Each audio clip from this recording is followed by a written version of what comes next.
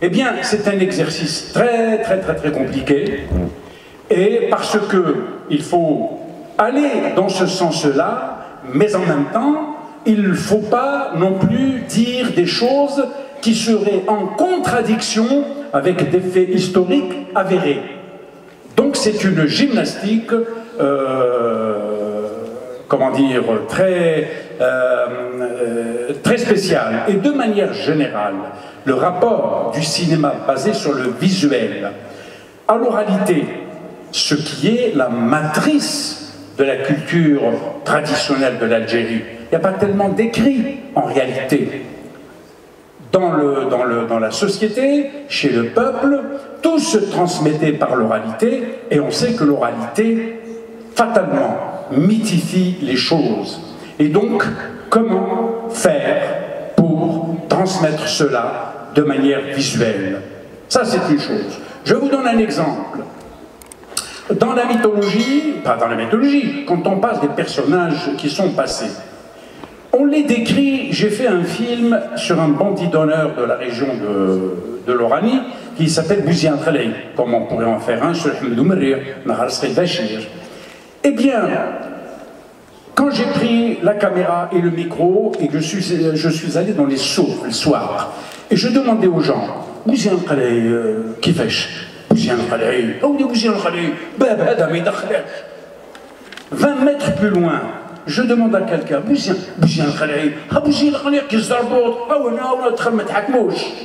où est la vérité? Où est le vrai personnage? Vous voyez la difficulté qu'il y a à faire un film sur, comment on appelle ça, à partir de l'oralité. Parce qu'au nom de quoi, si je prends ce personnage, au nom de quoi je vais prendre quelqu'un qui fait 2 mètres, ou au nom de quoi je vais prendre quelqu'un qui fait 1,60 m? Et donc, en plus, si je le fais, je casse la richesse de la tradition orale. La tradition orale, c'est parce qu'elle est polysémique, c'est parce que n'importe qui se retrouve dedans. Dans l'oralité, celui qui est petit de taille, eh bien, il va croire que Bouziane Khalei est petit, ça valorise. Et à l'inverse, quand quelqu'un est grand, pour montrer que ça...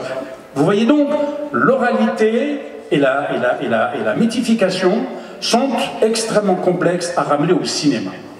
Quand j'ai commencé à travailler sur Fad Mansour, se posait à moi le problème des sources. Je vous dis, dans les sources, j'ai trouvé une dizaine de pages, pas plus. Ensuite, sa description. Sa description, on n'a pas une description, parce que nous, pour représenter un personnage, pour que je fasse un casting et que je choisisse un comédien, il faut que j'ai une idée de comment est le personnage que je vais représenter. Et en général, précisément, dans ces personnages-là qui sont mythifiés, il n'y a pas de description. Chacun a son personnage tel qu'il, lui, et tel que son imaginaire se le représente. Et donc, et en plus, Fatma, on dit, les gens disent qu'elle n'était pas gâtée par la nature, elle était un peu forte, etc., etc. Mais moi, je fais un film.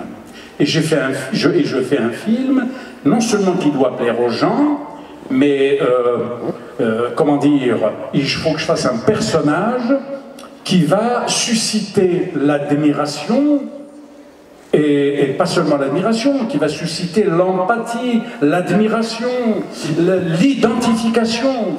C'est pour cela que dans le cinéma, on a besoin que les héros soient en général beaux, entreprenants, courageux, etc., etc. Et donc, j'ai dit, moi, Fatma Soumel va être belle, va être grande, va être... C'est un choix, c'est un choix. Quand bien même le personnage réel n'était pas gâté par la nature, mais moi, je vais rendre à la société un personnage qui existe déjà dans son imaginaire, un personnage fabuleux. Et donc je vais dans ce sens-là. C'est pour cela que moi, quand on a commencé à travailler sur Fatma, donc je choisis un personnage qui est... une femme qui était belle pour que le personnage soit beau. Ensuite, dans la description des choses, la règle est la suivante. c'est que à l'intérieur de ce qui n'a pas été démontré, prouvé, montré scientifiquement par la méthode historique, le créateur que je suis, moi ou quelqu'un d'autre, doit se donner l'entière liberté de représentation. À titre d'exemple, dans Fad Mansoumar, le rapport entre Boubrla et Fad Mansoumar, tout le monde dit, la légende dit, que Boubrla a demandé sa main et qu'ils ne se sont jamais mariés. Alors il y a diverses explications à cela. Et toujours est-il que donc il y a eu un élan de la part de Boubrla envers Fatma. Quand bien même, à l'époque, les relations matrimoniales en général, c'était une façon aussi d'élargir les relations, comment dire, de guerre, quoi, hein. C'est-à-dire c'est des alliances, on élargit les alliances. Quand bien même c'était le cas, mais moi pour les besoins d'un film moderne, je traduis ça et je me permets de considérer cela à travers aussi le vecteur de l'amour. Oui, probablement que Boubrla a dû se dire, si je devais me marier, je ne vais pas me marier avec n'importe qui, il faut que je me marie avec une femme comme elle, etc., etc. Et probablement que dans ce cheminement-là, et dans le cheminement mystérieux de l'apparition d'une relation d'amour, quelque chose a dû se faire aussi de ce côté. Et donc, je fais un choix arbitraire, mais arbitraire, et je me permets cet arbitraire, parce que l'histoire n'a rien dit sur cela. C'est la raison, c'est le fait qui m'a permis donc de fabriquer une histoire d'amour entre Boubrla et Fad Mansoumar, qui est très, comment dire, voilà, très light, comme on dit, hein, mais je les mets l'un en face de l'autre dans une séquence, et ils se parlent à 2 reprises. L'histoire n'a pas dit qu'ils se sont parlés et qu'ils se sont rencontrés pourtant. Ça c'est un exemple. Mais il y a beaucoup d'exemples de ce genre quand on veut traduire par un moyen moderne qui est basé sur le concret, encore une fois, sur l'image en particulier. L'image est monstrative. Comment donc montrer quelque chose qui n'est pas montré de manière visuelle, quelque chose qui n'est pas montré, quelque chose qui passe à travers l'imaginaire? Parce que l'oralité, quand je vous dis Fad Mansoumar était belle, était ceci, cela, ben lui il va peut-être la voir blonde, lui brune, chacun se construit son personnage. C'est ça la force et la richesse de la tradition orale, et qui, quand on vient à essayer d'utiliser un moyen de communication moderne basé sur le monstratif, nous pose des petits problèmes.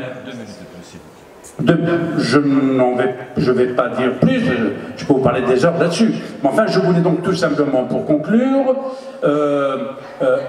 l'importance de se saisir de cette matière, c'est capital, c'est essentiel de redonner cela à la société et notamment à la jeune génération.